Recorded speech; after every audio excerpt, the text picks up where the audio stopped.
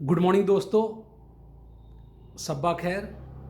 और रुड़की के निवासियों के लिए ये एपिसोड आज मैं डाल रहा हूँ, उनसे मन की बात कर रहा हूँ। रुड़की के निवासियों को सबसे पहले मैं अपना सैल्यूट देता हूँ,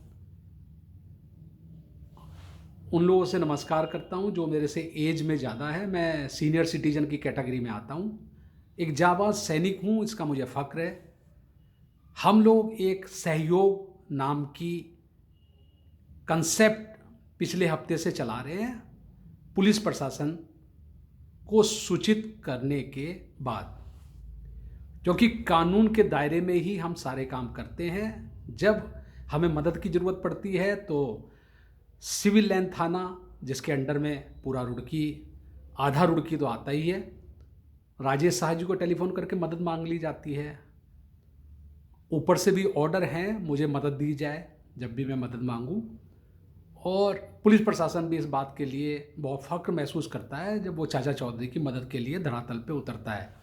हालांकि हम लोग कम से कम कोशिश करते हैं कि यदि हम 100 सर्जिकल स्ट्राइक कर रहे हैं तो यदि कोई उल्टी खोपड़ी का आदमी हमें मिल जाता है और वो गलत काम करता है तो हम मदद मांगते हैं। जैसा कि कल हादसा हुआ, कुछ लोग पत्थरबाजी नस्ल के हर जगह पाए जाते हैं, यहाँ पर भी हैं रुड़की में, मुझे कहने में कोई संकोच नहीं है।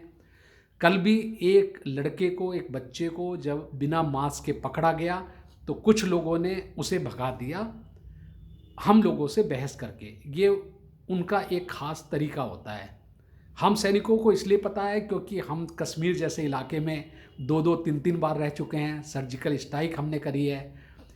हमारी इस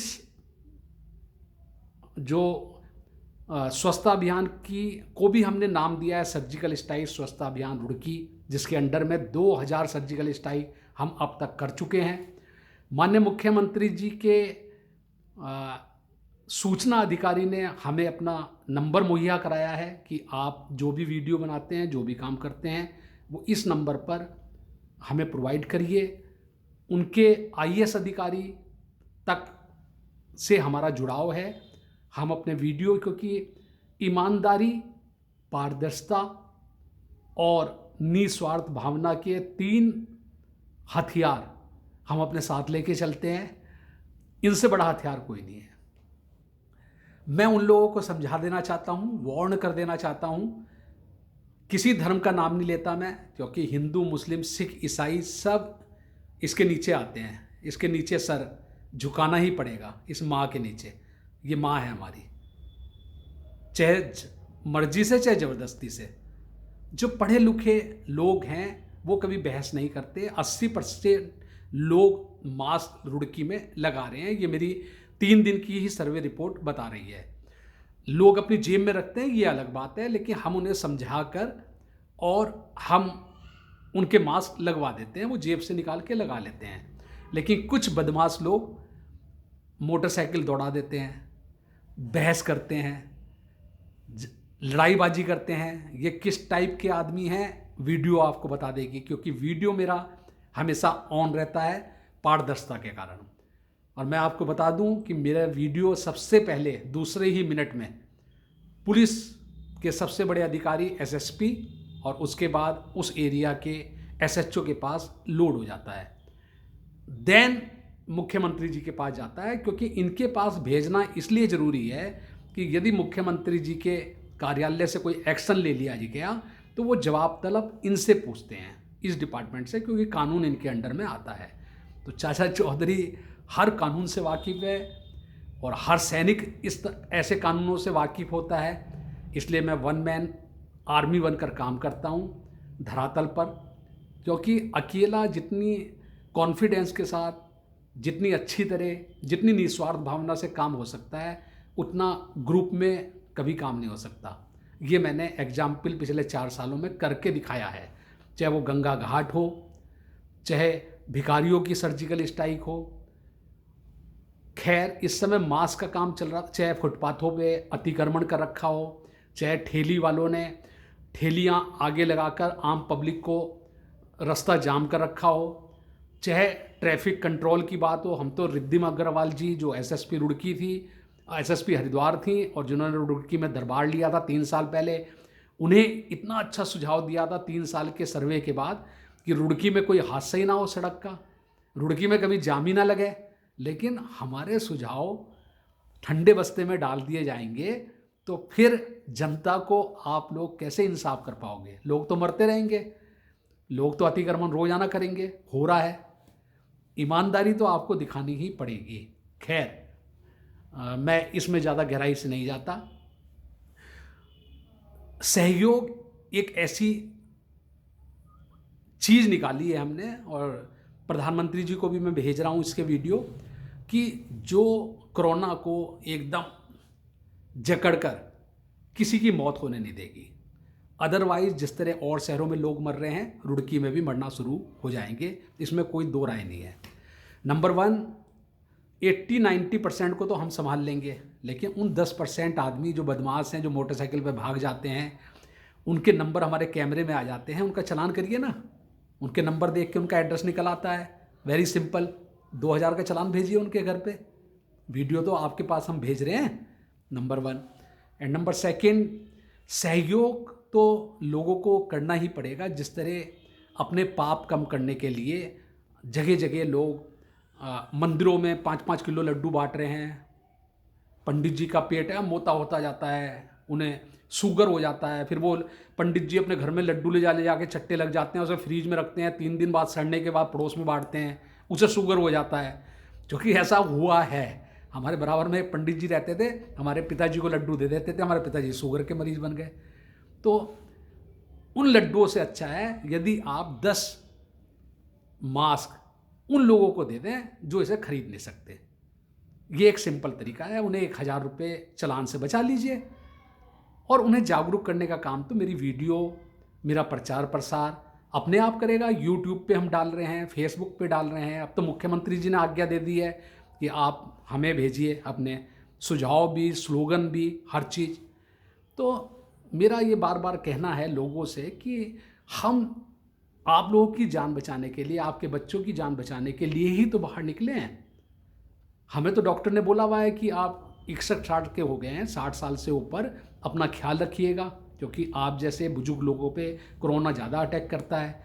पर हमें तो इस बात का फ़ख्र है कि कोरोना से लड़ते हुए यदि हमारी जान भी निकल जाए तो एक कुर्बानी होगी हमारे लिए, सैनिकों के लिए। हम तो फौज में भी 40 साल नौकरी करके आ गए, ये ईश्वर की देन है कि उसने हमें ज़िंदा रखा। थोड़ी सी ही चोट मारकर उसने हमें विकलांग कर दिया 50%, बाकी तो ज़िंदा रखा है। तो ये जीवन यदि जनता के काम आ जाए और क्या चाहिए। आदरणीय कमिश्नर नुपुर वर्मा जी का तहे दिल से शुक्रिया अदा करता हूँ, जो मेरे दर्द को जानती हैं, मेरे काम को जानती हैं, मेरी बेबाकी को जानती हैं, मेरी बहन के रूप में हैं। उन्होंने मेरे घर में खुद कभी कभी मास्क भिजवा देती हैं वो, क्योंकि उन्हें मालूम है कि चाचा चौधरी, ये नाम भी उन्होंने ही दिया हुआ है, ये नाम मैंने ब्रांड एम्बेसडर से बड़ा बना दिया है।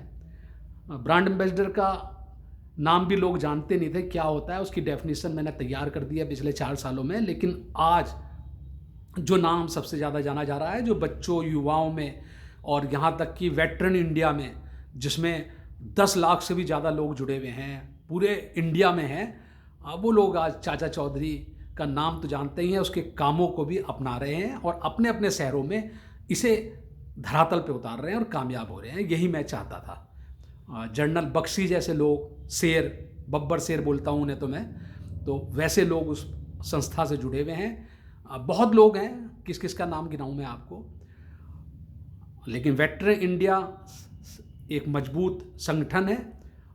मुझे फ़ख्र है कि मैं उसमें काम कर रहा हूँ और काम इसी तरह करता रहूँगा एज ए ब्रांड एम्बेसडर चाचा चौधरी बनकर।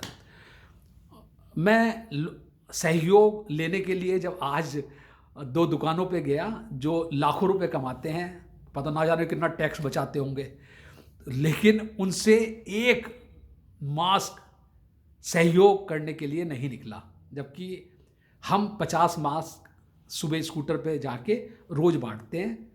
मुझे भी मास्क लोग देते हैं, मैंने बताया ना, कमिश्नर मैम ने मेरे घर तक मास्क पहुंचाए अपने ड्राइवर के हाथ, क्योंकि उन्हें भी संस्थाएं देती है। पर लोग व्यापारी मंडल या जो भी है वो नगर निगम में मैम को या मेयर को देते हुए ज़्यादा फ़ख्र महसूस करते हैं, हमारी अपेक्षा। लेकिन मेयर या कमिश्नर को पता है कि चाचा चौधरी के हाथ में जो सामान जाएगा वो ईमानदारी से उन्हीं हाथों में वापस होगा जिन्हें इसकी ज़रूरत है। हम मास्क उसी को देते हैं जो बेचारे कोढ़ी भिखारी, और जो भिखारी जो दुकानों पे जाते हुए लोग उन्हें घुसने नहीं देते, उन लोगों को बांटते हैं। जो बेटियां घर में भूल आई, पैसा उनके पास पर्स को ही रखती हैं लड़कियां स्कूल जाते हुए, और वो है नहीं उनके पास पैसे, 5 रुपये भी नहीं है, उन्हें मास्क निकाल के देते हैं। तो बहुत ज़रूरतमंद लोगों को, तो ऐसे 50 हो ही जाते हैं। एक हफ्ता हमने ये चलानी है, कोई बड़ी बात नहीं है। बहुत से लोगों को तो हम अपने पैसे निकाल के दे देते हैं, लेकिन बहुत से लोगों को डांट के भी करते हैं ये काम। डांटना तो पड़ता है ये तो राजेश शाह जी को अच्छी तरह मालूम है कि पुलिस प्रशासन ऐसे ही डंडे नहीं बजाती है लोगों के। लोग कितने गंदे हैं ये वीडियो बता देंगे हमारे। तो इसलिए मैं उन लोगों को वेकअप करना चाह रहा हूँ जो कश्मीर जैसे हालात रुड़की में बनाना चाह रहे हैं। ये नहीं चलेगा दोस्तों, प्रोटोकॉल का पालन तो करना ही पड़ेगा तुम्हें, यदि रुड़की में रहना है या यहाँ पर रहना है, ठीक है ना। हम आपको ये कोई कह रहे हैं कि आप हमें पैसे दे दीजिए खाने के लिए, मुझे कुछ खाना है। हम तो आपकी हिफाजत के लिए बाहर निकले हैं और आप उसमें बदतमीजी करते हैं। किस तरह की वो वीडियो बताएंगे मेरे, क्योंकि वीडियो एक बहुत ही अच्छी चीज़ है जिसे कोर्ट भी झुठला नहीं सकता। एक सच्चाई सामने चली जाती है, पढ़े लिखे लोगों को ये पता चलता है, जो IAS अफसर देखते हैं उसे। उत्पल सिंह साहब है, मेरी रोज़ाना वीडियो देखते हैं, मुझे फ़ख्र है इस बात का। मुख्य सचिव रह चुके हैं वो, अभी पिछले ही महीने रिटायर्ड हुए हैं। ऐसे बहुत से लोग हैं, बहुत जर्नल हैं, बहुत मेजर्स हैं, ब्रिगेडियर्स हैं आर्मी के, और IAS अफसर्स हैं। तो वो सब समझते हैं, वो देखते हैं, उसमें दिखता है चाचा चौधरी क्या स्वार्थ के लिए कर रहा है या लोगों के लिए कर रहा है।